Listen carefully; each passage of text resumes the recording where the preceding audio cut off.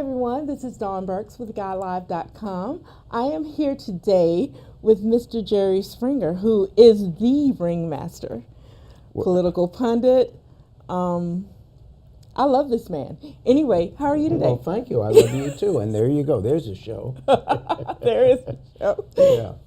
Well, welcome to Dallas again. It's great to be here again. Yeah, I love this city. Yeah, you love it so much that this is your 5th annual trip to sing Elvis here. Yeah, I come here every January on Elvis's birthday. Well, actually, his birthday is January 8th, and then I go to I appear, in local affiliates, etc., and do interviews, and then at night I sing at a club. And what's the name of the club? It's the McKinney Tavern. I'm sorry. I sing at the McKinney Tavern, and I do my Elvis impersonation. You speak a lot at universities, and you're invited to speak a lot, and you're also very vocal on social media with political issues, with what some people might think could be in your past, but it's totally not. This election year, in a word. I'll give you 2 words. Crazy and disappointing. Crazy because we've never seen anything like it. It's almost as if we turned politics into a reality show without realizing that, whoa, this is our country. This is the safety and freedom of the whole world. What are we doing? And I think we've reacted to the craziness of the moment without thinking of the real consequences. And we have to be careful not to view this election as a referendum in terms of what America wants. Because in terms of how America voted for Hillary by 3 million votes. That's not a nail biter. She won a substantial victory in terms of how American people voted. Now, the Electoral College went for Trump, and those are the rules, so we abide by the rules. But we shouldn't mistake the fact that he's the president with that's really where the votes of the people were. The votes of the people were for Hillary and not for Trump. And it's not anything against him necessarily personally. It's, he has no experience or any knowledge of world affairs. He's a TV personality, and I think there's a great difference. Being the leader of the free world, running the United States of America, that's a grown-up job. You have to know what you're doing. God forbid you'd have to bring your kid in for surgery. You'd want to know as you walked into the operating room that the surgeon at least went to medical school. And here we are. It's almost as if we don't even care about our country anymore. It's like, oh, he's going to be funny. This is going to be great. He was great on The Apprentice. And then when he talks and when you listen, he has all these great slogans which get people, yeah, you tell them, Donald, we're angry, yeah.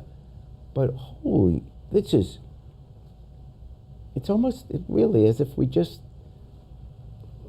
send our sons and daughters to fight and die for this country, which we love, that it stands for something, that it stands for equality, for this is the one place on earth where it doesn't matter who your parents were, where you were from, what religion you are, what your skin color is, what your race, religion, anything, ethnic group.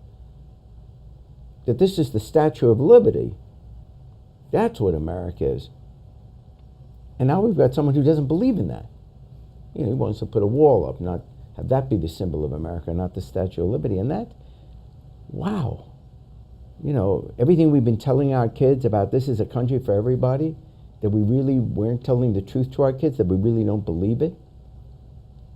If you don't believe in the idea of America, why run for president? Be president of some other place.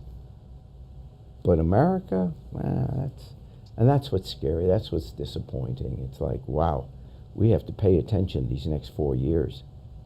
And your Twitter feed, and you have a podcast. Yeah. They're both very political. Yeah. And I think that may be something that the person who is watching your show may miss, that who maybe turns away after the final thought, because your final thoughts are very provoking, very, very. Yeah, but the show is, look, the show's crazy. The show's stupid. It's fun to do, but it's not. I've never ever thought that someone on my show should be president of the United States. So I am able to see the difference. You know, a crazy television show is a crazy television show. But I keep that separate from my politics, which I take very seriously. And I think it should be serious. And you can be the same person and do both. You know, that's part of being a grown-up, that you are able to adapt to the situations you're in. We all behave differently when we go to church or temple or whatever than we do when we're out with our friends on a Friday night at a local bar or a nightclub. So, you know, you behave differently in front of your parents than you do when you're out with your buddies. We learn to, hey, this is the environment, this is what's important here, this is how you behave. And it's the same thing with, you know, people say, well, look at your crazy television show. Well, yeah, that's a crazy television show, but that's not what should be in the White House. And we have to have a different standard for that. There has to be respect. And you can't just insult people all the time. You can't insult races and religions and, you know, women and just all this horrible stuff that you would never permit your child to behave like that. And we all know that. Put politics aside. Stop thinking you're a Democrat or a Republican for a second. Just think of yourself as a responsible adult parent. Would you really want your child behaving like that? And then put that in the White House? Ask yourself, do you want anyone on my show being president of the United States? And 99.9% of us would say, of course not. Of course Well, not. if that's your answer, then don't put that in the White House.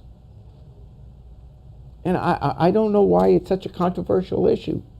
It should be obvious. If you're conservative, if you're a Republican, God bless you. But that doesn't mean that whoever the candidate of your party is, wow, we're with them. Really? You know, you got to put your country before your politics. And I think in this election, we just, you know, it was just, oh man, Trump's great. And he's entertaining. He's far better on television than I am. So I respect what he's able to do. And if he were my best friend, I'd say, you're my best friend, but you can't be president. Well, I'm so happy that you were able to sit with me today. I know Well, it's thanks been for having me. I know You're it's been a sweet, long yeah. morning. You were on Craddock this morning. Yeah, that's always great. They're great. I love that show. Yeah, and I hope that you're able to come back through again. Anytime you're in Dallas, just give us a shout, and I will. my studio is yours. Well, thank you. Let's paint this blue. Okay. No, you're great. Very easy to talk with. Thank you. Thank too. you.